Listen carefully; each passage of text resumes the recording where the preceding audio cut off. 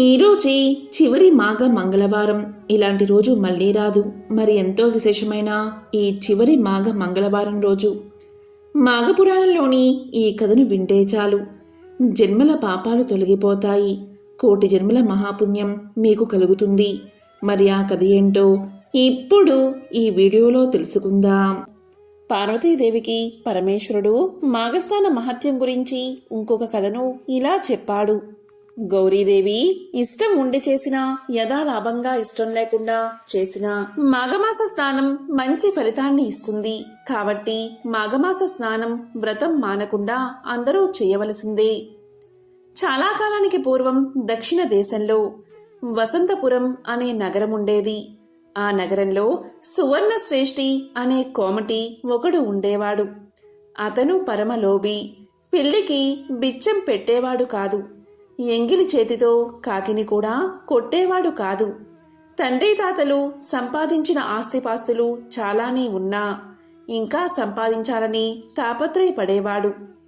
వడ్డీలకు వడ్డీలు కట్టి పేదవారిని పీడించుకుని తింటూ ఉండేవాడు.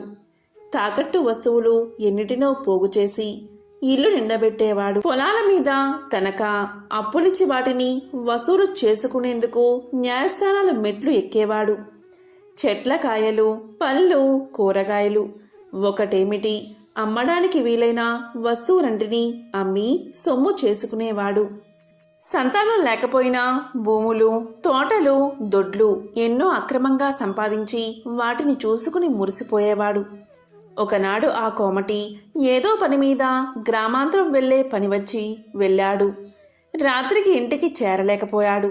ఆనాటి సాయంకాలం ఒక బ్రాహ్మణుడు ఏదో ఊరికి ప్రయాణం చేస్తూ చీకటి పడేవేళకు వసంతపురం వచ్చాడు. మాఘమాసం చలికాలం, ఎవరైనా కాస్త తలదాచుకునేందుకు చోటిస్తారేమో అని అందర్నీ అడుగుతూ ఈ కోమటి ఇంటికి కూడా వచ్చి ఆయన భార్యను చూసి ఆ బ్రాహ్మణుడు ఇలా పలికాడు. అమ్మా, నేను వెళ్ళవలసిన గ్రామం ఇంకా చాలా దూరంలో ఉంది. ఇప్పుడు పొద్దు కునికిపోయింది. ఈ రాత్రికి మీ ఇంటి అరుగు మీద కొంచెం చోటిస్తే పడుకుని తెల్లవారుజామునే లేచి చెరువులో మాఘస్నానం చేసి వెళ్ళిపోతాను. కొంచెం దయతల్చు తల్లి అని ప్రార్థించాడు. ఆమె చాలా దయగల తల్లి. కోమటి భార్య చాలా ఉత్తమురాలు, గుణవంతురాలు. అప్పుడు ఆమె ఇలా పలికింది. అయ్యా, మీరు మా సావిట్లో ఆ వార పడుకోండి. పక్కకు కప్పుకునేందుకు దుప్పట్లు ఇస్తాను అంటూ దుప్పట్లు ఇవ్వడమే కాక ఇంట్లో ఉన్న కొన్ని పళ్ళు తినడానికి ఇచ్చింది. అప్పుడు ఆ బ్రాహ్మణుడు సంతోషంగా వాటిని ఆరగించిన తరువాత ఆవిడ ఇలా పలికింది. అయ్యా, మీరు తెల్లవారుజామునే లేచి మాఘస్నానం చేసి వెళ్తాను అంటున్నారు. మాఘస్నానం అంటే ఏమిటి? దాని విశేషమేమిటి? దాని ఫలితం ఏమిటి? దయచేసి చెప్పండి స్వామి అని వేడుకుంది ఆమె. అప్పుడు ఆ బ్రాహ్మణుడు ఇలా సమాధానం చెప్పాడు. తల్లి, ఇప్పుడు నడుస్తున్నది మాఘమాసం. రేపు పూర్ణిమ తిథి, పరమ పవిత్రమైన రోజు. మాఘమాస వ్రతమహిమ చెప్పాలంటే 1000 నోళ్లు గల ఆదిశేషుడికి కూడా సఖ్యం కాదు. మాఘమాసం నెల రోజులు నదిలోనో చెరువులోనో సూర్యోదయ వేళకు ముందే స్నానం చేసి శ్రీ లక్ష్మీ సహిత శ్రీనారాయణుడికి పూజ చేసి మాఘ పురాణం విని ఒక బ్రాహ్మణుడికి స్వయంపాకం ఇచ్చిన వారికి కలిగే పుణ్యం చాలా గొప్పది. నెల రోజులు చేయకపోయినా పూర్ణిమ వంటి పవిత్ర తిథియందు స్నానం చేసినట్లయితే మాఘమాస వ్రతఫలం అంతా దక్కుతుంది అని ఆ బ్రాహ్మణుడు చెప్పగానే ఆవిడ ఇలా పలికింది. మహానుభావా, నేనింతవరకు అలాంటి వ్రతాలు చేసి ఎరగను. నేను రేపు ఉదయం మీతో పాటు చెరువుకి స్నానానికి వస్తాను. మీరు సుఖంగా నిద్రపోండి అని ఆవిడ లోపలికి వెళ్ళిపోయింది. ఇక బ్రాహ్మణుడు సుఖంగా నిద్రపోయి తెల్లవారుజామునే లేచి ఆ ఇంటి ఇల్లాల్ని కూడా నిద్రలేపి స్నానానికి చెరువు దగ్గరకు వచ్చారు. బ్రాహ్మణుడు స్నానం చేసి సంకల్పం చెప్పుకున్నాక ఆమెకు కూడా సంకల్పం చెప్పి స్నానం చేయించాడు. అంతలో పొరుగు ఊరికి వెళ్ళిన కోమటి ఊళ్ళోకి తిరిగి వస్తూ చెరువులో స్నానం చేస్తున్న భార్యను చూశాడు. అప్పుడు కోమటి ఇలా అనుకున్నాడు. ఈవిడ స్నానాలు చేసి దాన ధర్మాలు అంటూ నేను కష్టపడి కూడబెట్టిన ధనాన్నంతటినీ బ్రాహ్మణులకు పేదవాళ్లకు ఇచ్చి పాడు చేస్తుందా అని అనుకుని కోపం వచ్చి ఎందుకిలా చెరువులో స్నానం చేస్తున్నావని భార్యను అడిగాడు. అప్పుడు ఆమె ఇలా పలికింది, మాఘమాసమిది, ఈరోజు పున్నమి, ఈరోజు స్నానం చేస్తే చాలా పుణ్యమట. ఈ అయ్యవారు చెప్పారు, అందుకే నేను స్నానం చేస్తున్నానని ఆవిడ చెప్పింది.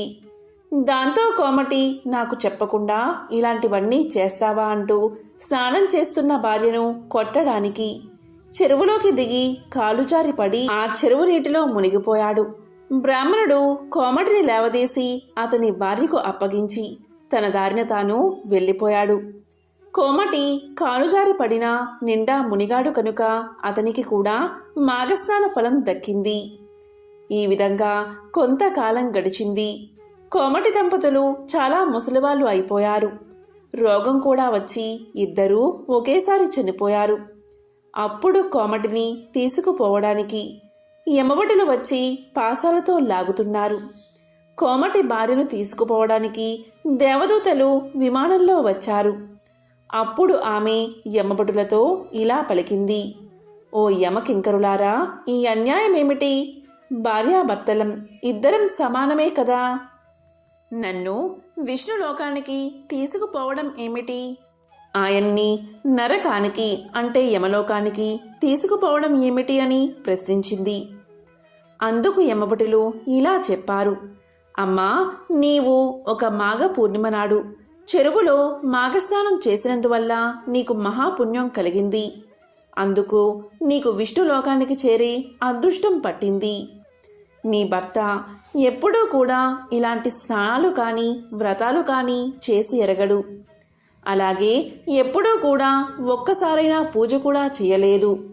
పైగా పూజలు చేసేవారిని దాన ధర్మాలు చేసేవారిని నిందించేవాడు. ఎవ్వరికి పైసా కూడా దానం ఇయ్యలేదు. ఇంటికి వచ్చిన వాడికి ఒక పండును కానీ కాయను కానీ ఇవ్వలేదు. ఇలాంటి పాపాత్ముణ్ణి తీసుకురమ్మని మా యమధర్మరాజు గారు మమ్మల్ని ఆజ్ఞాపించారు. అందుకే తీసుకుపోతున్నాము అని యమభటులు సమాధానం చెప్పారు. అప్పుడు కోమటి భార్య మళ్ళీ ఇలా పలికింది, అయ్యలారా, నేను పూర్ణిమ నాడు స్నానం చేస్తూ ఉండగా నన్ను కొట్టడానికని చెరువులో దిగి కాలుజారి పడ్డ నా భర్త నీళ్లల్లో మునిగాడు కదా, అతనికి మాత్రం మాఘస్నాన ఫలం దక్కదా?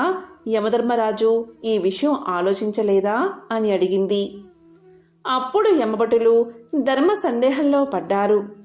అతన్ని యమలోకానికి తీసుకుపోయి యమధర్మరాజు ముందు నిలబెట్టి యమభటులు ఇలా అన్నారు, దేవా, ఈ కోమటి భార్య వేసిన ప్రశ్నకు తామే సమాధానం చెప్పాలని కోరారు. అప్పుడు యమధర్మరాజు అతని సంగతి చక్కగా విచారించి, ఇతను మాఘ పూర్ణిమ నాడు అసంకల్పితంగా అయినా సరే చెరువులో మాఘస్నానం చేసినందుకు ఇతడి పాపాలన్నీ తొలగిపోయాయి కనుక ఇతన్ని దేవ విమానం ఎక్కించి విష్ణులోకానికి పంపించండి అని భటులను ఆజ్ఞాపించాడు యమధర్మరాజు. దీంతో యమభటులు కోమటిని విమానమెక్కించి విష్ణులోకానికి తీసుకుపోయి విడిచిపెట్టారు. ఈ విధంగా పరమ పాపాత్ములు కూడా మాఘస్నానంతో పవిత్రులు అవుతారు అని పరమేశ్వరుడు పార్వతికి మాఘస్నాన మహిమను వివరించి చెప్పాడు. పూర్వకాలంలో కళింగ దేశంలో వెంకటాచారి అని కంసాలి ఉండేవాడు. అతడు పనిలో ఎంతో నైపుణ్యం చెందినవాడిలాగా పేరుగాంచాడు. వెంకటాచారి భార్య సుమతి ఎంతో దైవభక్తురాలు. ఆ దంపతులకు 2 ఆడపిల్లలు, శారద, నీరజ. వారు చక్కగా చదువుకుంటూ తల్లికి చేదోడు వాదోడుగా ఉండేవారు. వెంకటాచారి నైపుణ్యం కలవాడే, కాని ఏమాత్రం కల్తీకి పాల్పడకుండా ఎంతో నిజాయితీగా పనిచేసేవాడు. మిగిలిన తోటి కంసాలులు కక్కుర్తుపడి కల్తీ చేసి తక్కువ సొమ్ముకే పనులు ఒప్పుకుని చేసేవారు. దీనివల్ల వెంకటాచారికి ఆదాయం అంత ఎక్కువగా ఉండేది కాదు. ఏదో వచ్చిన సొమ్ముతో కాలం గడుపుతూ ఉండేవాడు. ఇలా రోజులు గడుస్తూ ఉండగా కూతుర్లకి వివాహ వయసు వచ్చింది. నెమ్మదిగా పెద్ద కూతురికి సంబంధాలు వెతకడం మొదలుపెట్టాడు. కాని ఎక్కడా ఏదీ కుదరలేదు. వెంకటాచారి పక్క ఇంట్లో కృష్ణశర్మ అని పురోహిత కుటుంబం ఉంటుంది. కృష్ణశర్మ భార్య రుక్మిణి, సుమతి ఎంతో స్నేహితులుగా ఉండేవారు. కృష్ణశర్మ, రుక్మిణి దంపతులకు పద్మప్రియ అనే కుమార్తె ఉండేది. ఆమె వయసు సుమారు 7 సంవత్సరాలు. ప్రతిరోజు వాకిట్లో పూలు కోసుకుని సుమతికి తెచ్చి ఇచ్చేది. అంతేకాక రోజు 1 గంటైనా వారింట్లో గడిపి వెళ్లేది. వెంకటాచారి పెద్ద కుమార్తె శారద పెళ్లి ఎంతకూ నిశ్చయం కాకపోవడంతో ఆ దంపతులకు ఎంతో బెంగగా ఉండేది. ఒకనాడు కృష్ణశర్మ భార్య రుక్మిణి సుమతితో 1 వారం రోజుల పాటు రుక్మిణి కళ్యాణం పారాయణం చేయమని సలహా ఇచ్చింది. ఈ విధంగానే శారద పారాయణం చేయగాని ఆ మరనాడే మంచి వరునితో వివాహం నిశ్చయమైనది. ఆ వివాహానికి కావలసిన సొమ్ము సేకరించి పెట్టుకోవడం అనే పనిలో పడ్డాడు వెంకటాచారి. ఇన్నేళ్లుగా కంసాలి వృత్తి చేస్తూ ఉన్నా కూడా కూతుళ్లకు కనీసం బంగారు గాజులు కూడా చేయించలేకపోయానే అని బాధపడ్డాడు. సుమతి రోజు ఉదయాన్నే పూజ చేసేటప్పుడు శ్రీ మహాలక్ష్మీదేవిని అనేక స్తోత్రాలతో పూజించేది. వివాహం దగ్గర పడుతున్నదని దయచేసి వివాహానికి కావలసిన సొమ్ము సమయానికి అందివచ్చేలాగా అనుగ్రహించమని ఆ తల్లిని ప్రార్థించేది. రోజులు ఇలా గడుస్తూ ఉండగా ఒకనాడు పద్మప్రియ రోజూలాగా పూలు తీసుకుని ఉదయం పూజా సమయానికి రాలేదు. రోజూ తప్పకుండా వచ్చే పిల్ల ఈరోజు ఇంకా రాలేదేమిటబ్బా అని సుమతి ఆలోచిస్తూ ఉండగా గుమ్మంలో గజ్జెల చప్పుడు అయినది. పద్మప్రియ చెంగుచెంగున లోపలికి వచ్చింది. పూలు తీసుకురావడానికి ఆలస్యమైందని చెప్తూ పూలు తీసి సుమతి చేతిలో పెట్టింది. ఆ రోజు పద్మప్రియ రోజు కంటే అందంగా ఎంతో తేజస్సుతో కనిపించింది. సుమతి పద్మప్రియను ఈరోజు నీ పుట్టినరోజా, ఎంత చక్కగా అలంకరించుకున్నావు అని అడిగింది. దానికి పద్మప్రియ లేదు అత్తయ్య, రోజు ఇలాగే తయారవుతాను. స్నానం చేయడం కాస్త ఆలస్యం కావడంతో పూలు తీసుకురావడం ఆలస్యమైంది.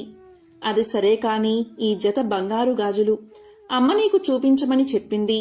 కొత్తగా కొనుక్కుందట, నిన్ను చూడమని పంపింది అని పలికింది పద్మప్రియ. అప్పుడు సుమతి ఆ గాజులు తన చేతిలోకి తీసుకుని చూస్తూ ఉండగా పద్మప్రియ ఇప్పుడే వస్తాను అత్తయ్య అని చెంగున బయటకు వెళ్లిపోయింది. సుమతి ఆ గాజులను దేవుడి దగ్గర ఉంచింది. కాసేపైన తర్వాత పద్మప్రియ రాగానే ఇచ్చేద్దామని అనుకున్నది.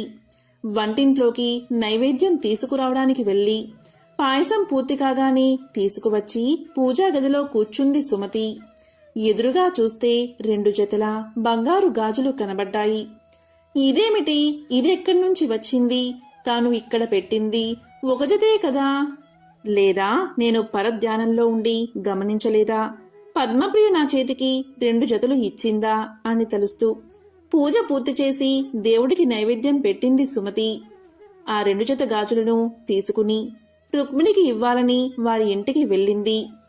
ఆమెను చూసి ఏమిటి వదినా, చేతిలో ఆ బంగారు గాజులు ఎక్కడివి? పిల్లలిద్దరికీ చేయించావా అని అడిగింది రుక్మిణి. ఇది విన్న సుమతి నోట మాట రాలేదు.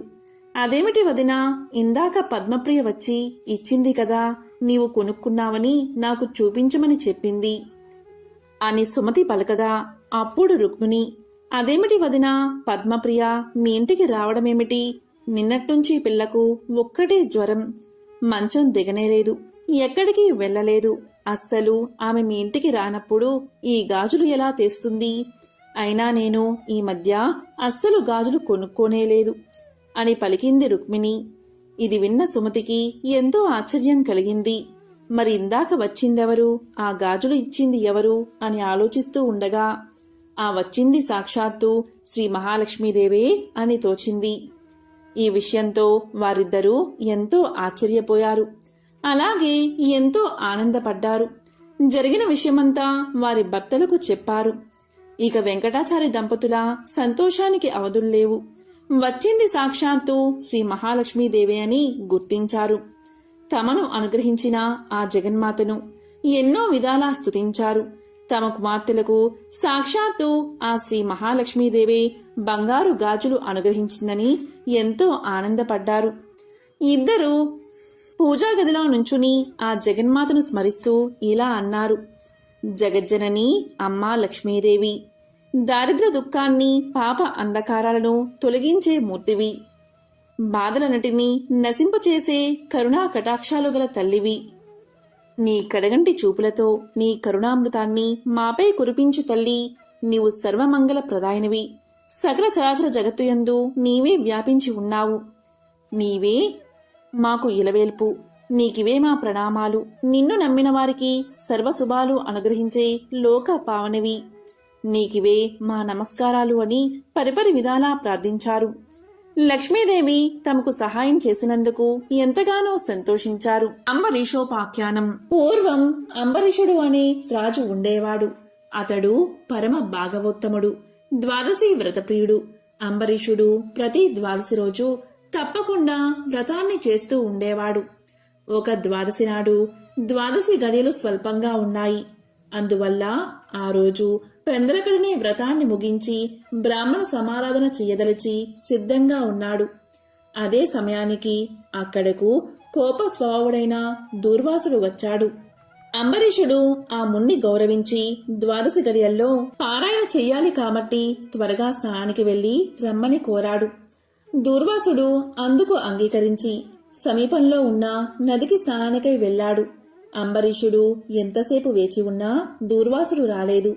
ద్వాదశి గడియలు దాటిపోతున్నాయి. అందుచేత అంబరీషుడు తనలో తాను ఇలా అనుకున్నాడు. ఇంటికొచ్చిన దూర్వాసుణ్ణి భోజనానికి రమ్మన్నాను. ఆ ముని నదికి స్నానానికి వెళ్లి ఇంతవరకు రాలేదు.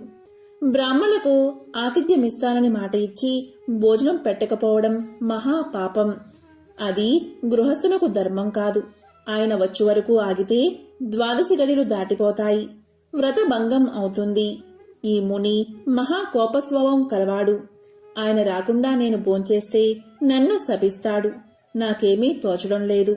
బ్రాహ్మణ భోజనాన్ని అతిక్రమించరాదు. ద్వాదశి గడియలు మించిపోకూడదు. గడియలు దాటిపోయిన తర్వాత భోంచేస్తే హరిభక్తిని వదిలినవాడవుతాను. ఏకాదశి నాడు ఉన్న ఉపవాసం నిష్కలం అవుతుంది. ద్వాదశి విడిచి భోంచేస్తే భగవంతునకు భోజనం చేసిన దుర్వాసుడుకు కోపం వస్తుంది. అదీ కాక ఈ నియమాన్ని నేను అతిక్రమిస్తే వెనుకటి జన్మయందు చేసిన పుణ్యం నశిస్తుంది. దానికి ప్రాయచిత్తం లేదు అని ఆలోచించి బ్రాహ్మణ శాపానికి భయం లేదు. ఆ భయాన్ని శ్రీ మహావిష్ణువే పోగొట్టగలడు. కాబట్టి నేను ద్వాదశి గడియల్లో భోజనం చేయడమే ఉత్తమం. అయినా పెద్దలతో ఆలోచించడం మంచిది అని సర్వజ్ఞులైన కొందరు పండితుల్ని పిలిచి వారితో ఇలా పలికాడు. ఓ పండిత శ్రేష్ఠులారా, నిన్నటి దినమున ఏకాదశి అవడం వల్ల నేను కటిక ఉపవాసం ఉన్నాను.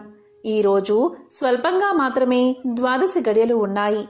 ద్వాదశి గడియల్లోనే భోజనం చెయ్యాలి. ఇంతలో నా ఇంటికి దుర్వాస మహాముని వీచ్చేశారు. ఆ మహామునిని నేను భోజనానికి ఆహ్వానించాను.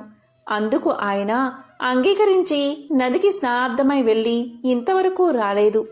ఇప్పుడు ద్వాదశి గడియలు దాటిపోతున్నాయి. బ్రాహ్మణుణ్ణి వదిలి ద్వాదశి గడియల్లో భోంచెయ్యవచ్చా, లేక వ్రతభంగాన్ని సమ్మతించి ముని వచ్చే వరకు వేచి ఉండాలా? ఈ రెండిటిలో ఏది ముఖ్యమైనదో తెలపండి అని కోరాడు.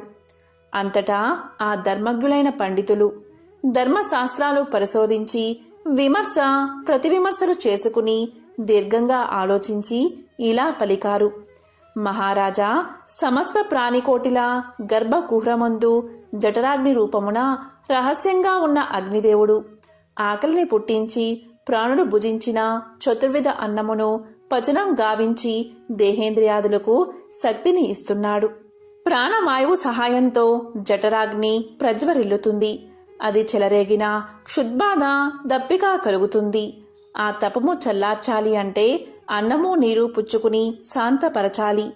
శరీరానికి శక్తి కలగజేసేవాడు అగ్నిదేవుడు. దేవతలందరికంటే అధికుడై దేవపూజ్యుడు అయ్యాడు. ఆ అగ్నిదేవుణ్ణి అందరూ సదా పూజించాలి. గృహస్థు ఇంటికి వచ్చిన అతిథి కడజాతి వాడైనా భోజనం పెడతానని చెప్పి వానికి పెట్టకుండా తినరాదు. అందులోనూ వేదాంగ విద్యా విశారదుడు మహాతపస్సాలి సదాచార సంపన్నుడు అయిన దూర్వాస మహాముని భోజనానికి పిలిచి అతనికి పెట్టకుండా తాను భోంచేయడం వల్ల మహాపాపాలు కలుగుతాయి. అందువల్ల ఆయుక్షీణం కలుగుతుంది. దుర్వాసుడంతటి వాణ్ణి అవమానం చేస్తే పాపం సంప్రాప్తమవుతుంది అని విశదపరిచారు. అంబరీష, పూర్వజన్మలో కించిత్ పాప విశేషం వల్ల నీకీ అనర్థం వచ్చింది. నీ బుద్ధిచే దీర్ఘంగా ఆలోచించి నీకు ఎలా అనిపిస్తుందో అలాగే చెయ్యి. ఇక మాకు సెలవు ఇప్పించు అని పండితులు పలికారు. అంతా అంబరీషుడు ఇలా అన్నాడు. ఓ పండితోత్తములారా, నా నిశ్చిత అభిప్రాయాన్ని ఆలకించి వెళ్ళండి. ద్వాదశి నిష్టను విడవడం కన్నా విప్రశాపం అధికమైంది కాదు. జలపానం చేయడం వల్ల బ్రాహ్మణుణ్ణి అవమానపరచడం కాదు, ద్వాదశిని విడవడమూ కాదు. అప్పుడు దుర్వాసుడు నన్ను ఎలా నిందిస్తాడు? నిందించడు. మొదట పుణ్యఫలం నశించదు కాబట్టి జలపానం చేసి ఊరుకుంటాను అని వారి ఎదుటే జలపానం చేశాడు. అంబరీషుడు జలపానం చేసిన మరుక్షణమే దూర్వాసుడు స్నాన జపాదులు పూర్తి చేసుకుని అక్కడికి వచ్చాడు. వచ్చిన వెంటనే ఆ ముని మహారౌద్రాకారుడై కళ్ళ వెంట నిప్పులు కక్కుతూ ఇలా అన్నాడు. ఓరీ మదాందా, నన్ను భోజనానికి రమ్మని నేను రాకుండానే నువ్వు ఎలా భోంచేశావు?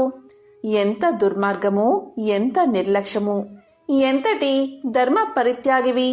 అతిథికి అన్నం పెడతానని ఆశ చూపి పెట్టకుండా తాను తిన్నవాడు మలభక్షకుడు అవుతాడు. అలాంటి అధముడు మరుజన్మలో పురుగై పుడతాడు. నీవు భోజనానికి బదులు జలపానం చేశావు. అది భోజనంతో సమానమైనదే. నీవు అతిథిని విడిచి భోజనం చేశావు కాబట్టి నీవు నమ్మకద్రోహి అవుతావే కాని హరిభక్తుడివి ఎలా కాగలవు? శ్రీహరి బ్రాహ్మణ అవమానాన్ని సహించడు. నన్ను అవమానించడం శ్రీహరిని అవమానించడమే. నీ వంటి హరినిందాపరుడు మరియొకడు లేడు. నీవు మహాభక్తుడవని అతి గర్వం కలవాడవై ఉన్నావు. ఆ గర్వంతోటే నీవు నన్ను భోజనానికి ఆహ్వానించి అవమానపరిచి నిర్లక్ష్యంగా జలపానం చేశావు. అంబరీష, నీవు ఎలా పవిత్ర రాజకుటుంబంలో పుట్టినావురా? నీ వంశం కలంకం కాలేదా అని కోపంతో నోటికి వచ్చినట్లు తిట్టాడు. అంబరీషుడు ముని కోపానికి గడగడా వణుకుతూ ముకులిత హస్తాలతో ఇలా అన్నాడు. మహానుభావా, నేను ధర్మహీనుడను. నా అజ్ఞానంచే నేనీ కార్యాన్ని చేశాను. నన్ను రక్షించండి. బ్రాహ్మణులకు శాంతే ప్రధానము. మీరు తపోధనులు, దయా దాక్షిణ్యాలు కలవారు కాబట్టి నన్ను కాపాడండి అని అతని పాదాలపై పడ్డాడు. దయాశూన్యుడైన దుర్వాసుడు అంబరీషుడి తలను తన ఎడమకాలితో తన్ని, దోషికి శాపం ఇయ్యకుండా ఉండరాదు. నీవు మొదటి జన్మలో చేపగాను, రెండవ జన్మలో తాబేలుగాను, మూడవ జన్మలో పందిగాను, నాలుగవ జన్మలో సింహంగాను, ఐదవ జన్మలో వామనుడిగాను, ఆరవ జన్మలో క్రూరుడువైన బ్రాహ్మణుడుగాను, ఏడవ జన్మలో మూఢుడువైన రాజుగాను, ఎనిమిదవ జన్మలో రాజ్యం కాని సింహాసనం కాని లేనట్టి రాజుగాను, తొమ్మిదవ జన్మలో పాషాండ మతస్థునిగాను, 10వ జన్మలో పాప బుద్ధి గల దయలేని బ్రాహ్మణుడుగాను పుట్టెదుగాక అని వెనుక ముందు ఆలోచించక శపించెను. ఇంకా కోపం తగ్గనందున మరలా శపించుటకు ఉద్యుక్తుడు అవుతుండగా శ్రీ మహావిష్ణువు బ్రాహ్మణ శాపం వృధా కాకూడదని తన భక్తునికి ఏ అపాయం కలగకుండా ఉండడానికి అంబరీషుని హృదయంలో ప్రవేశించి ఇలా పలికాడు. మునివర్య, అలాగే మీ శాపాన్ని అనుభవిస్తాను అని ప్రాధేయపడ్డాడు. కాని దుర్వాసుడు ఇంకా కోపం పెంచుకుని శపించబోగా శ్రీమన్నారాయణుడు తన సుదర్శన చక్రాన్ని అడ్డు పెట్టెను. ఆ సుదర్శనం కోటి సూర్య ప్రభలతో అగ్నిజ్వాళ్లు కక్కుతూ దూర్వాసునిపై పడబోయింది. అంత దూర్వాసుడు ఆ చక్రం తనను మసిచేయనని తలంచి ప్రాణాలపై ఆశ కలిగి అక్కడ్నుండి బతుకు జీవుడా అని పరుగుపెట్టాడు. మహా తేజస్సుతో చక్రాయుధం దూర్వాసుని తరుముచూ ఉంది. దూర్వాసుడు తన్ను కాపాడమని భూలోకంలో ఉన్న మహాముళ్లను, దేవలోకానికి వెళ్లి దేవేంద్రుణ్ణి, బ్రహ్మలోకానికి వెళ్లి బ్రహ్మదేవుణ్ణి, కైలాసానికి వెళ్లి పరమేశ్వరుణ్ణి ఎంత ప్రార్థించినా వారు సైతం చక్రాయుధం బారి నుండి దుర్వాసుని కాపాడలేకపోయారు. ఆ విధంగా ముక్కోపి అయిన దుర్వాసుడు భూలోకము, భువర్లోకము, పాతాళలోకము, సత్యలోకాలకు తిరిగి తిరిగి అన్ని లోకాల్లోనూ తన్ను రక్షించేవారు లేకపోవడం వల్ల వైకుంఠంలో ఉన్న మహావిష్ణువు దగ్గరకు వెళ్లి ఇలా పలికాడు: వాసుదేవ, జగన్నాథ, శరణాగత రక్షణ బిరుదాంకిత, రక్షించుము. నీ భక్తుడైన అంబరీషునకు కీడు చెయ్యదలిచిన నేను బ్రాహ్మణుణ్ణి కాను. ముక్కోపినై మహా అపరాధం చేశాను. నీవు బ్రాహ్మణ ప్రియుడవు. బ్రాహ్మణుడైన భృగు మహర్షి నీ యురంపై తన్నినను సహించావు. ఆ కాలిగుర్తు నేటికిని నీ వక్షస్థలమందున్నది. ప్రశాంత మనస్కుడివై అతన్ని రక్షించినట్లే కోపంతో నీ భక్తునికి శాపమిచ్చినా నన్ను కూడా రక్షించుము. శ్రీహరి, నీ చక్రాయుధం నన్ను చంపవస్తున్నది అని దూర్వాసుడు శ్రీమన్నారాయణ్ణి పరిపరి విధాలా ప్రార్థించాడు. ఆ విధంగా దూర్వాసుడు అహంకారాన్ని వదిలి తనను ప్రార్థించడం చూసి శ్రీహరి చిరునవ్వు నవ్వి, దూర్వాస, నీ మాటలు యథార్థాలు. నీ వంటి తపోధనులు నాకు అత్యంత ప్రియులు. నీవు బ్రాహ్మణ రూపమున పుట్టిన రుద్రుడవు. నిన్ను చూసిన వారు 3 లోకాలయందు భయపడకుండా ఉంటారా? నేను త్రికరములచే బ్రాహ్మణులకు మాత్రం ఎట్టి హింస కలిగించను. ప్రతి యుగమందున గో, దేవ, బ్రాహ్మణ, సాధు జనులకు సంభవించే ఆపదలను పోగొట్టడానికి ఆయా పరిస్థితులకు తగిన రూపాలు ధరించి దుష్ట శిక్షణ, శిష్ట రక్షణ చేస్తాను. నీవు అకారణంగా అంబరీషుణ్ణి శపించావు. నేను శత్రువుకైనను మనోవాకాయాలందు కూడా కీడు తలపెట్టను. ఈ ప్రపంచమందు కల ప్రాణి సమూహము నా రూపంగానే చూస్తాను. అంబరీషుడు ధర్మయుక్తంగా ప్రజాపాలన చేస్తూ ఉన్నాడు. కాని అటువంటి నా భక్తుణ్ణి నీవు అనేక విధాలా దూషించావు. నీ ఎడమ పాదంతో తన్నావు. అతని ఇంటికి నీవు అతిథివై వచ్చి కూడా నేను వేలకు రాని ఎడలా 12 గడియలు దాటకుండా భుజించమని అంబరీషుడుకు చెప్పలేకపోయావు. అతడు వ్రతభంగానికి భయపడి నీ రాకకై చూసి జలపానం మాత్రమే చేశాడు. అంతకంటే అతడు అపరాధం ఏమి చేశాడు? చాతుర్వర్ణాల వారికి భోజన నిషిద్ధ దినాలయందు కూడా జలపానం దాహ శాంతికి పవిత్రతకు చెయ్యదగిందే కదా. జలపానం చేసినంత మాత్రమున నా భక్తుణ్ణి దూషించి శపించావు. అతడు వ్రతభంగానికి భయపడి జలపానం చేసినాడు కాని నిన్ను అవమానించుటకు చెయ్యలేదే. నీవు మండిపడుతున్నా బతిమాలి నిన్ను శాంతింప చేయడానికే చూశాడు. ఎంత బ్రతిమాలినా నీవు శాంతించనందున నన్ను శరణు వేడుకున్నాడు. నేనప్పుడు రాజు హృదయంలో ప్రవేశించాను. నీ శాపఫలము 10 జన్మల్లో అనుభవిస్తాను అని పలికిన వాడిని నేనే. అతడు నీ వల్ల భయంచే నన్ను శరణు వేడాడు. కాని తన దేహం తాను తెలుసుకునే స్థితిలో లేడు.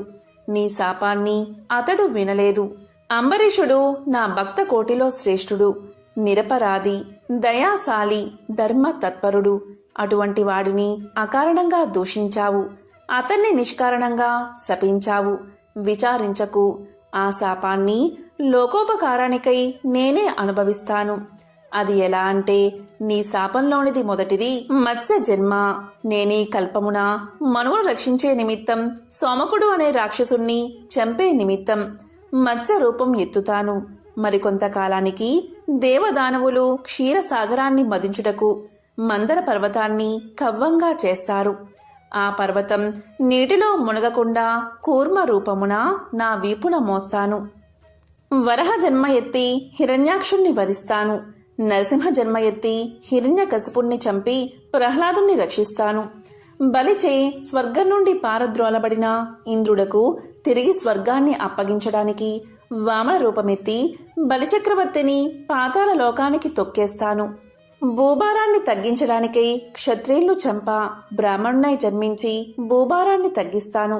లోకకంటకుడైన రావణుణ్ణి చంపి లోకోపకారం చేయడానికి రఘువంశమున రాముడై జన్మిస్తాను. తరువాత యదువంశమున కృష్ణుడిగా, కలియుగమున బుద్ధుడిగా, కలియుగాంతమున విష్ణు చిత్తుడను విప్రుడి ఇంట కల్కి అనే పేరుతో జన్మించి గుర్రాన్ని ఎక్కి తిరుగుతూ బ్రహ్మద్వేషులందరినీ మట్టు పెడతాను. నీవు అంబరీషుడికి శాపరూపమును ఇచ్చిన 10 జన్మలు ఈ విధంగా పూర్తి చేస్తాను. ఈ విధంగా నా దశావతారాలను సదా స్మరించే వారికి సమస్త పాపాలు హరింపచేసి వైకుంఠ ప్రాప్తిని నొసంగుతాను. ఇది ముమ్మాటికి తథ్యము. ఓ దుర్వాసముని, నీవు అంబరీషుణ్ణి శపించిన విధంగా ఆ 10 జన్మలు నాకు సంతోషకరమైనవే. నేను అవతారాలు ఎత్తడం కష్టం కాదు. నీవు తపస్సాలివి. నీ మాటలకు విలువ ఇవ్వాలి. కాబట్టి అందుకే నేను అంగీకరించాను. బ్రాహ్మణుల మాట అసత్యమైతే వారికి గౌరవం ఉండదు. ఇటు భక్తులను కాపాడడం, అటు బ్రాహ్మణుల మాట తప్పకుండా ఉండడం నా కర్తవ్యం. నీవు అంబరీషుని ఇంట భోంచేయకుండా వచ్చినందుకు అతడు ఎంతో బాధపడి బ్రాహ్మణ పరివృతుడై ప్రాయోపవేశం మొనర్చాడు. ఆ కారణం వల్ల విష్ణు చక్రం నిన్ను బాధించాలి అనుకుంది. ప్రజారక్షణమే రాజధర్మం కాని ప్రజాపీడనం కాదు. ఒక బ్రాహ్మణుడు దుష్టుడైతే వాణ్ణి జ్ఞానులకు బ్రాహ్మణులే శిక్షించాలి. ఒక విప్రుడు పాపి అయితే మరొక విప్రుడే దండించాలి. ధనుర్బాణాలు ధరించి ముష్కరుడై యుద్ధానికి వచ్చిన బ్రాహ్మణుని తప్ప మరెవరిని ఎప్పుడూ దండించకూడదు.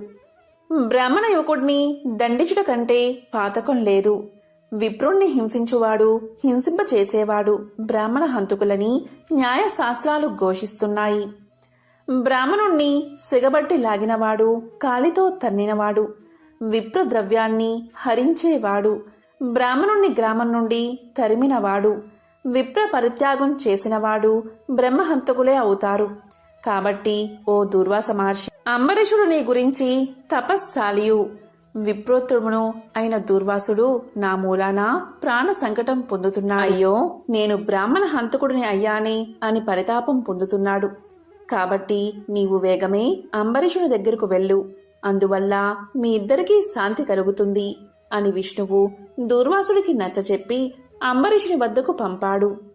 అలా దూర్వాసుడు శ్రీమన్నారాయణుడి దగ్గర సెలవు తీసుకుని తన్ను వెన్నంటి తరుముతున్న విష్ణు చక్రాన్ని చూసి భయపడుతూ తిరిగి మళ్లీ భూలోకానికి వచ్చి అంబరీషుని దగ్గరకు వెళ్లి, అంబరీషా, ధర్మ పాలక, నా తప్పు క్షమించి నన్ను రక్షించు. నీకు నాపై గల అనురాగంతో ద్వాదశి పారాయణకు ఆహ్వానించావు.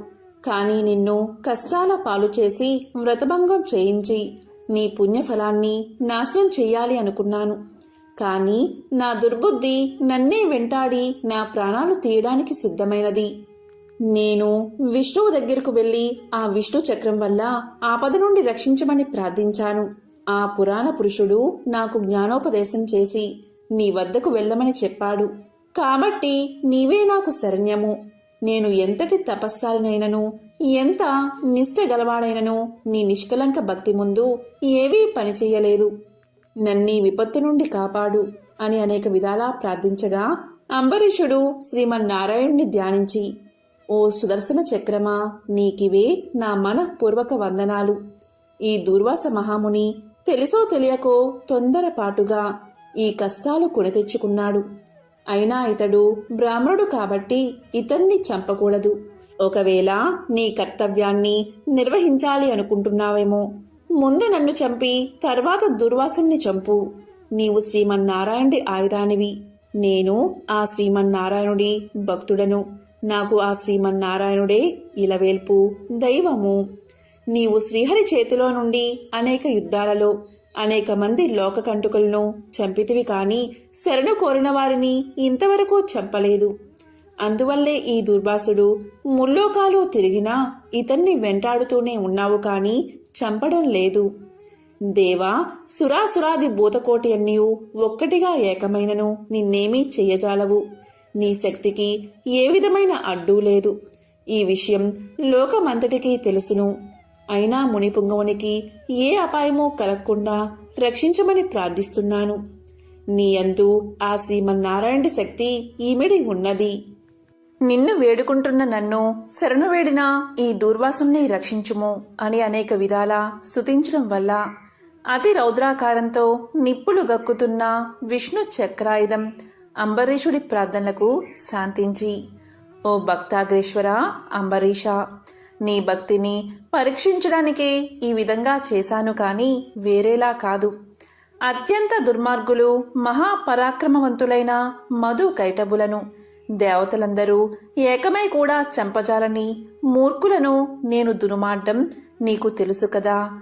ఈ లోకంలో దుష్ట శిక్షణ, శిష్ట రక్షణకై శ్రీహరి నన్ను వినియోగించి ముల్లోకాల యందు ధర్మాన్ని స్థాపిస్తూ ఉంటాడు. ఇది అందరికీ తెలిసిన విషయమే. ముక్కోపి అయిన దూర్వాసుడు నీపై పగబూని నీ వ్రతాన్ని నాశనం చేసి నానా ఇక్కట్లు పెట్టాలి అని కన్ను ఎర్రజేసి నీ మీద చూపిన రౌద్రాన్ని నేను తిలకించాను. నిరపరాధివగు నిన్ను రక్షించి ఈ ముని గర్వం అణచాలని తరుముతున్నాను. ఇతడు కూడా సామాన్యుడు కాదు.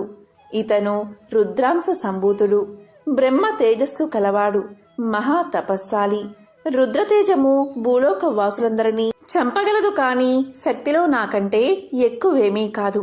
సృష్టికర్త అయిన బ్రహ్మ తేజస్సు కంటే, కైలాసపతియగు మహేశ్వరుని తేజస్సు కంటే ఎక్కువైన శ్రీహరి తేజస్సుతో నిండి ఉన్న నాతో రుద్ర తేజస్సు గల దూర్వాసుడు కాని, క్షత్రియ తేజస్సు గల నీవు కాని తులతూగరు, నన్ను ఎదుర్కోలేరు. తనకన్నా ఎదుటివాడు బలవంతుడై ఉన్నప్పుడు అతనితో సంధి చేసుకోవడం ఉత్తమం. ఈ నీతిని ఆచరించేవారు ఎటువంటి విపత్తుల నుండైనా తప్పించుకోగలరు. ఇంతవరకు జరిగిందంతా విస్మరించి శరణార్థే వచ్చిన ఆ దూర్వాసుని గౌరవించి నీ ధర్మం నీవు నిర్వహించు అని చక్రాయుధం పలికింది. అంబరీషుడు ఆ మాటలు విని, నేను దేవ, గో, బ్రాహ్మణాదుల యందు, స్త్రీల యందు గౌరవం కలవాడిని. నా రాజ్యంలో సర్వజనులు సుఖంగా ఉండాలి అనే అభిలాష కలవాడిని. శరణు కోరిన ఈ దుర్వాసుని నన్ను కరుణించి రక్షించు. వేల కొలది అగ్నిదేవతలు, కోట్ల కొలది సూర్య మండలాలు ఏకమైన నీ శక్తికి, తేజస్సుకి సాటిరావు. నీవు అలాంటి తేజోరాశివి. మహావిష్ణువు లోక నిందితులపై, లోక కంటకులపై, దేవ, గో, బ్రాహ్మణ హింసాపరులపై నిన్ను ప్రయోగించి వారిని శిక్షించి తన కుక్షియందున్న 14 లోకాలను కంటికి రెప్పవలే కాపాడుతున్నాడు. కాబట్టి నీకు ఇవే నా మనఃపూర్వక నమస్కృతులు అని పలికి చక్రాయుధపు పాదాలపై పడ్డాడు అంబరీషుడు. అంతటా సుదర్శన చక్రం అంబరీషుణ్ణి లేవదీసి గాఢాలింగనమర్చి, అంబరీషా, నీ నిష్కలంక భక్తికి మెచ్చాను. విష్ణు స్తోత్రం 3 కాలాలయందు ఎవరు పఠిస్తారో, ఎవరు దాన ధర్మాలతో పుణ్యఫలమును వృద్ధి చేసుకుంటారో, ఎవరు పరులను హింసించక, పరధనములకు ఆశపడక, పరస్త్రీలను చెరబెట్టక, గోహత్య, బ్రాహ్మణ హత్య, శిశు హత్యాది మహాపాతకాలు చెయ్యకుందరో అట్టివారి కష్టాలు నశించి ఇహమందు పరమందు సర్వ సౌఖ్యాలతో తులతూగుతారు. కాబట్టి నిన్ను దుర్వాసుని రక్షిస్తున్నాను. నీ ద్వాదశి వ్రత ప్రభావం చాలా గొప్పది. నీ పుణ్యఫలం ముందు ఈ ముని పొంగుముని తపశ్శక్తి పనిచేయలేదు అని చెప్పి అతన్ని ఆశీర్వదించి సుదర్శన చక్రం అదృశ్యమైపోయింది. ఆ తర్వాత అంబరీషుడు దుర్వాసుని పాదాలపై పడి దండ ప్రణామాలు ఆచరించి పాదాలు కడిగి ఆ కడిగిన నీళ్లను తన శిరస్సుపై చల్లుకుని, ఓ మునిశ్రేష్ఠ, నేను సంసార మార్గమందున్న ఒక సామాన్య గృహస్థుడను. నా శక్తి కొలది నేను శ్రీమన్నారాయణ్ణి సేవిస్తాను. ద్వాదశి వ్రతం చేసుకుంటూ ప్రజలకు ఎట్టి కీడు రాకుండా ధర్మవత్తుండై రాజ్యం ఏలుతున్నాను. నా వల్ల మీకు సంభవించిన కష్టానికి నన్ను మన్నించండి. మీ ఎడల నాకు అమితమైన అనురాగం ఉండడం చేతనే తమకు ఆతిథ్యం ఇవ్వాలని ఆహ్వానించాను. కాబట్టి నా ఆతిథ్యాన్ని స్వీకరించి నన్ను, నా వంశాన్ని పావనం చేసి కృతార్థుణ్ణి చెయ్యండి. మీరు దయార్థ హృదయులు. ప్రథమ కోపంతో నన్ను శపించినా మరలా నా గృహానికి విచ్చేశారు. నేను ధన్యుణ్ణి అయ్యాను. మీ రాక వల్ల శ్రీ మహావిష్ణువు యొక్క సుదర్శనాన్ని చూసే భాగ్యం నాకు కలిగినది. అందువల్ల నేను మీ ఉపకారాన్ని మరవలేకున్నాను. మహానుభావా, నా మనస్ సంతోషంచే మిమ్మల్ని ఎలా స్తుతించాలో నా నోట పలుకులు రాకున్నవి. నా కళ్ళ వెంట వచ్చు ఆనంద బాష్పాలతో తమ పాదాలు కడుగుతున్నాను. తమకు ఎంత సేవ చేసిననో ఇంకా రుణపడి ఉంటాను. కాబట్టి ఓ పుణ్యపురుష, నాకు మరలా నరజన్మ రాకుండా ఉండేటట్లు సదా మీ బోటి మునిశ్రేష్ఠుల యందు, ఆ శ్రీమన్నారాయణుడి యందు మనస్సు కలవాడనై ఉండేటట్లు నన్ను ఆశీర్వదించండి అని ప్రార్థించి సహపంక్తి భోజనానికి దయచేయమని ఆహ్వానించాడు. ఈ విధంగా తన పాదాలపై పడి ప్రార్థిస్తున్న అంబరీషుణ్ణి ఆశీర్వదించి ఇలా పలికాడు దూర్వాసుడు. రాజా, ఎవరు ఎదుటివారి బాధన నివారణ గావించి ప్రాణాలు కాపాడతారు, ఎవరు శత్రువులకైనా శక్తి కొలది ఉపకారం చేస్తారు, అలాంటి వారు తండ్రితో సమానమని ధర్మశాస్త్రాలు తెలియజేస్తున్నాయి. నీవు నాకు ఇష్టుడవు. తండ్రితో సమానువు అయ్యావు. నేను నీకు నమస్కారం చేస్తే నాకంటే చిన్నవాడు అవడం వల్ల నీకు ఆయుక్షీణం కలుగుతుంది. అందుచేత నీకు నమస్కారం చేయడం లేదు. నీవు కోరిన ఈ స్వల్ప కోరికను తప్పకుండా నెరవేరుస్తాను. పవిత్ర ఏకాదశి వ్రతనిష్ఠుడవగు నీకు మనస్తాపాన్ని కలగజేసినందుకు వెంటనే నేను తగిన ప్రాయశ్చిత్తాన్ని అనుభవించాను. నాకు సంభవించిన విపత్తును తొలగించుటకు నీవే దిక్కయ్యావు. నీతో భోజనం చేయడం నా భాగ్యం కాక మరొకటి అవుతుందా అని దూర్వాస మహాముని పలికి అంబరీషుని అభిష్టం ప్రకారం పంచభక్ష పరమాన్నాలతో సంతృప్తిగా విందు ఆరగించి అతని భక్తికి కడంగుడు ప్రశంసించి అంబరీషుణ్ణి దీవించి సెలవు తీసుకుని తన ఆశ్రమానికి వెళ్లిపోయాడు. ఈ వృత్తాంతమంతయు కార్తీక శుద్ధ ద్వాదశి రోజున జరిగినది. ఎంతో విశేషమైన ఈ క్షీరాబ్ది ద్వాదశి రోజు ఉసిరి చెట్టు మహిమను ఎవరైతే వింటారో వారి జన్మల పాపాలు అగ్నిలో పడిన దూది మాదిరిగా నశిస్తాయి. కోరిన కోరికలు నెరవేరతాయి. అష్ట ఐశ్వర్యాలు కలుగుతాయి. అటువంటి ఉసిరి చెట్టు మహిమ గురించి తెలిస్తే ఎవరైనా ఆశ్చర్యపోతారు. ఉసిరి చెట్టు మొదట్లో విష్ణుమూర్తి, కాండంలో రుద్రుడు, పైభాగంలో బ్రహ్మదేవుడు, కొమ్మల్లో సూర్యుడు, ఉపశాఖల్లో సకల దేవతలు ఉంటారని పురాణాలు చెబుతున్నాయి. క్షీరసాగర మదనం తర్వాత అమృతం కోసం దేవదానుల మధ్య జరిగిన పెనుగులాటలో కొన్ని చుక్కలు నేల మీద పడ్డాయని అదే ఉసిరి చెట్టుగా మారిందని ఒక కథనం. సూత మహర్షి సౌనకాది మహాములతో కలిసి నైమిసారణ్యంలో కార్తీక పౌర్ణమి నాడు ఉసిరి చెట్టు కింద వనభోజనాలు చేసినట్లు కార్తీక పురాణంలో వివరించబడి ఉంది. దామోదరుడికి అంటే శ్రీహరికి అత్యంత ప్రీతిపాత్రమైన వృక్షం ఉసిరి. శ్రీకృష్ణ భగవానుడు తన సోదరుడైన బలరాముడితో అలాగే తోటి గోప బాలకులతో కలిసి ఉసిరి మొదలైన మహావృక్షాల నీడలో యమునా నదీ తీరాన బృందావనంలో అత్యంత ఆనందంగా వనభోజనాలు చేశాడని భాగవతంలో వర్ణించబడి ఉంది. ఉసిరి చెట్టు కింద శ్రీ మహావిష్ణువును పూజించి ఉసిరికాయలతో దీపారాధన చేసేవారిని చూడడానికి యముడికి కూడా శక్తి చాలదట. ఉసిరి చెట్టు నీడలో వన భోజనాలు చేస్తే వారి మహాపాతకాలు సైతం తొలగిపోతాయట. మరి ఎంతో విశిష్టమైన ఉసిరి మహత్యాన్ని తెలిపే ఒక కథ ఇప్పుడు తెలుసుకుందాం. ప్రతి ఇంట ఐశ్వర్యాన్ని చేకూర్చేది కనకధరా స్తోత్రం. అయితే అందరికీ ఆ స్తోత్రం మహిమ తెలుసు. కానీ దాని వెనుక జరిగిన కథ బహుశా కొద్ది మందికి మాత్రమే తెలిసి ఉంటుంది. ఆది శంకరాచార్యులు చిన్న వయసులోనే సన్యసించారు అన్న విషయం అందరికీ తెలిసిందే. అలా ఆయన చిన్నతనంలో ఉన్నప్పుడు ఒకసారి భిక్ష కోసం వెళుతూ ఒక ఇంటి ముందు ఆగి మాతా భిక్షాందేహి అని అడుగుతారు. అయితే ఆ ఇల్లు ఒక పేద బ్రాహ్మణురాలిది. ఆమెకు కట్టుకోవడానికి ఒక్కటే చీర. ఆమె అప్పుడే స్నానం చేసి తన చీర ఆరబెట్టుకుని అది ఎప్పుడు ఆరుతుందా అని ఇంటి లోపలే ఒక మూలన ఉండి కూర్చుని ఎదురుచూస్తూ ఉంది. ఆమె ఇంట్లో తినడానికి ఎలాంటి పదార్థాలు లేవు. పూర్తిగా బీదరికంలో ఉంది. అటువంటి బీద బ్రాహ్మణ స్త్రీకి ఆదిశంకరుల పిలుపు వినబడగాని ఇలా అనుకుంది, అయ్యో నా ఇంట్లో ఏమీ లేదు, కానీ ఎవరో భిక్షకు వచ్చారు, నేను ఇప్పుడు ఏం చెయ్యాలి అని బాధపడుతూ ఇల్లంతా వెతకగా ఆమెకు తన ఇంట్లో ఒక చోట ఎండిన ఉసిరికాయ కనబడింది. ఆమెకు బట్టలు లేకపోవడం వల్ల ఆ ఉసిరికాయని తలుపు చాటు నుంచి ఆదిశంకరుల భిక్ష పాత్రలోకి విసురుతుంది. మొదట ఆ సంఘటనకు ఆదిశంకరులు అయోమయం చెందినా ఆయనకున్న దివ్య దృష్టితో పరిస్థితిని అర్థం చేసుకుని ఏమీ లేకపోయినా కూడా ఉన్న ఉసిరిని దానం చేసిన ఆమె వ్యక్తిత్వాన్ని, ఆమె బేదరికాన్ని తలుచుకుని బాధపడుతూ విష్ణువు లక్ష్మీ నిలయమైన ఆ ఉసిరిని చూస్తూ ఒక్కసారిగా కనకధరా స్తోత్రాన్ని ఆసువుగా చెప్పారట.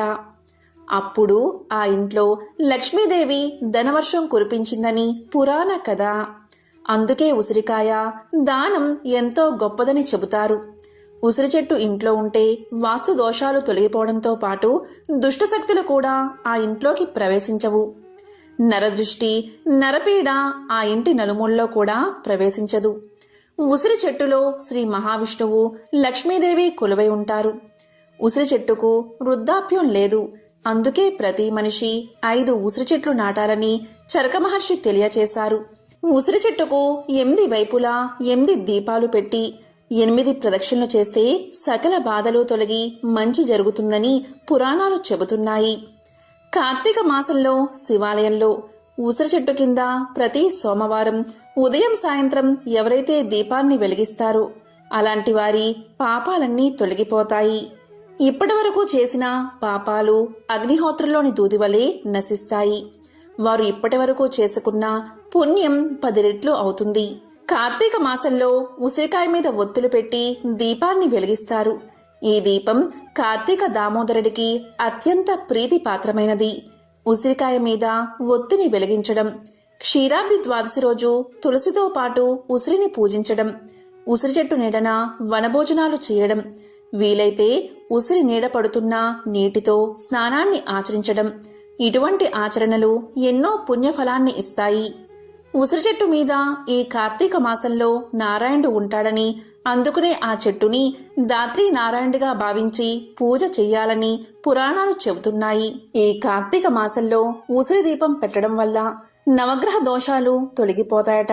కార్తీక మాసంలో దశమి, ఏకాదశి, ద్వాదశి అంటే క్షీరాబ్ది ద్వాదశి రోజు, కార్తీక సోమవారం, కార్తీక పౌర్ణమి నాడు ఉసిరి దీపం వెలిగిస్తే ఎంతో మంచిది.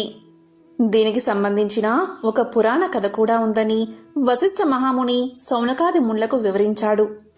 పాండవులు అరణ్యవాసం చేసేటప్పుడు కార్తీక మాసంలో శివుడికి పూజ చెయ్యాలి అనుకున్నారు. కాని అక్కడ శివాలయం కాని శివలింగం కాని లేదట. ఏం చెయ్యాలా అని ఆలోచిస్తూ ఉండగా ద్రౌపదితో శ్రీకృష్ణుడు ఇలా పలుకుతాడు: ఓ ద్రౌపది, నేను చెప్పేది విను. ఇప్పుడు కార్తీక మాసం. నిన్ను, నీ భక్తులను కొన్ని గ్రహాల దోష ఫలితాల కారణంగా జూదంలో ఓడిపోయి ఇలా అష్టకష్టాలు అనుభవిస్తున్నారు. కార్తీక మాసంలో ఉసిరికాయ, ఆవు నెయ్యితో దీపం పెడితే నవగ్రహ దోషాలకు పరిహారం కలుగుతుందని చెప్పాడు అని పద్మపురాణంలో చెప్పబడి ఉంది. అప్పుడు ద్రౌపది గుండ్రంగా ఉసిరికాయ పైభాగం తీసి దానిలో ఆవు నెయ్యి, తెల్ల జిల్లేడు ఒత్తులతో దీపారాధన చేసిందని ఆధ్యాత్మిక వేత్తలు చెబుతున్నారు. ఆ తరువాత ఉసిరి చెట్టు కిందనే భోజనాలు చేసిన తర్వాతనే ధర్మరాజు యుద్ధానికి ఒప్పుకున్నాడని పురాణాలు చెబుతున్నాయి. ఇలా ఉసిరి దీపం వెలిగించిన తర్వాత వారికి గ్రహదోషాలు తొలగి మళ్లీ రాజ్యం వచ్చేందుకు బీజం పడిందని పండితులు చెబుతున్నారు. ఇలా ఉసిరి దీపాన్ని వెలిగిస్తే శ్రీ మహావిష్ణువు, లక్ష్మీదేవి సంతోషిస్తారు. అదేవిధంగా ఈశ్వర అనుగ్రహం కూడా కలుగుతుందని చెబుతారు. ప్రతి మాసంలో వచ్చే ఏకాదశి రోజున నీటిలో ఉసిరికాయలు తరిగి అరగంట తర్వాత ఆ నీటితో స్నానం చేయాలి. ఏకాదశి మరుసటి రోజు అంటే ద్వాదశి రోజు ఉసిరికాయను తినడం వల్ల ఆరోగ్యానికి ఎంతో మేలు జరుగుతుంది.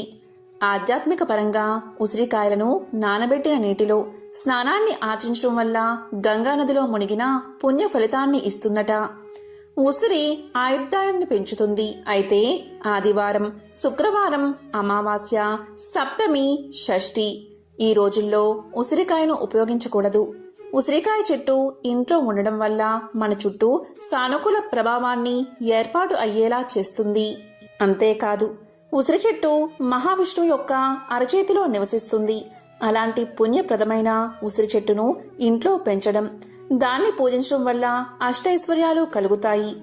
ఉసిరి చెట్టు నీడలో కూర్చుని శివుణ్ణి ధ్యానం చేస్తే సర్వ అభిష్టాలు నెరవేరతాయట. వాస్తు ప్రకారం ఇంట్లో ఉసిరి చెట్టు ఉన్నట్లయితే ఇంట్లో ఈతి బాధలు ఉండవు. ఇంటికి తూర్పు దిశలో ఉసిరి చెట్టు నాటడం వల్ల సానుకూల శక్తి ప్రసరిస్తుంది. ఇంట్లో చెట్టును నాటలేకపోతే ఆలయంలో ఉండే ఉసిరి చెట్టు ఆకులను ఇంటికి తీసుకురావడం వల్ల సంపద, జ్ఞానం, కీర్తి పెరుగుతాయి. ఉసిరి చెట్టు దిగువ భాగంలో బ్రహ్మ, మధ్యలో విష్ణువు, కాండంలో శివుడు ఉంటారని పురాణాలు చెబుతున్నాయి. ఏ ఇంట్లో అయితే భార్యాభర్తలు తరచూ గొడవ పడుతూ ఉంటారో అలాంటి వారు ఉసిరి చెట్టుకు 7 సార్లు ప్రదక్షిణ చేసి తర్వాత నేతితో దీపం వెలిగించి కర్పూరంతో ఉసిరి చెట్టుకు దీపారాధన చెయ్యాలి. ఇలా చేయడం వల్ల భార్యాభర్తల మధ్య సఖ్యత ఏర్పడుతుందట. పవిత్రమైన ఈ కార్తీక మాసంలో శివకేశవుల ఆరాధన విశేష ఫలితాన్ని ఇస్తుంది. తులసి, ఉసిరి కోట ముందు దీపాన్ని వెలిగిస్తే సకల దోషాలు తొలగిపోతాయి.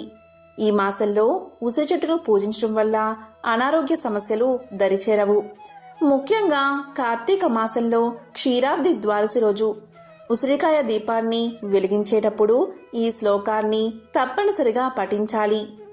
ఆ శ్లోకం ఏంటి అంటే, దాత్రీదేవి నమస్తుభ్యం సర్వ పాప క్షయంకరి పుత్రాన్ దేహి మహాప్రాజే యశోదేహి బలంచమే ప్రజ్ఞం మేధాంచ సౌభాగ్యం విష్ణు భక్తించ శాశ్వతి నిరోగం కురుమాం నిత్యం నిష్పాపం కురు సర్వదా. ఈ శ్లోకాన్ని తప్పనిసరిగా పఠించాలి. కార్తీక మాసానికి ఉసిరి చెట్టుకు ఉసిరికాయకు ఉన్న సంబంధం అంతా ఇంతా కాదు. అలాగే క్షీరాబ్ది ద్వాదశి రోజు, కార్తీక పౌర్ణమి రోజు ముఖ్యంగా ఉసిరికాయల దీపాన్ని వెలిగిస్తే సకల శుభాలు చేకూరతాయి. ఉసిరి చెట్టు సాక్షాత్తు మహావిష్ణు స్వరూపంగా భావిస్తారు. కార్తీక మాసంలో వచ్చే ఏకాదశి, ద్వాదశి, పౌర్ణమి, సోమవారం తిథుల్లో ఉసిరి చెట్టు కింద దీపాలు వెలిగిస్తారు. కార్తీక పౌర్ణమి క్షీరాబ్ది ద్వాదశి రోజున ఉసిరికాయలను తీసుకుని దానిలో నెయ్యి ఉండేలా పైభాగాన్ని తీసేసి తామరకాడల ఒత్తులు వేసి దీపాన్ని వెలిగించాలి. ఇలా చేస్తే మహిళలు దీర్ఘ సుమంగళి ప్రాప్తిని చేజిక్కించుకోవచ్చని పురాణాలు చెబుతున్నాయి. ఉసిరికాయ అంటే లక్ష్మీదేవికి ప్రీతికరం. అందుకే కార్తీక మాసంలో ఉసిరి దీపం వెలిగించిన వారికి లక్ష్మీదేవి, శ్రీ మహావిష్ణువు, ఈశ్వర అనుగ్రహం లభిస్తుందని పురాణాల కథనం. అంతేకాదు, కార్తీక పౌర్ణమి, క్షీరాబ్ది ద్వాదశి రోజుల్లో ఉసిరికాయ దీపాన్ని వెలిగిస్తే నవగ్రహ దోషాలు తొలగిపోతాయట. నవగ్రహాలతో పాటు సమస్త దోషాలు తొలగించుకోవాలి అంటే ఉసిరికాయ దీపాన్ని తప్పకుండా వెలిగించాలి. ఇలా చేస్తే ఆర్థిక ఇబ్బందులు ఉండవు, అష్టదరిద్రాలు తొలగిపోతాయి, మహాలక్ష్మీదేవి యొక్క సంపూర్ణ అనుగ్రహం లభిస్తుంది.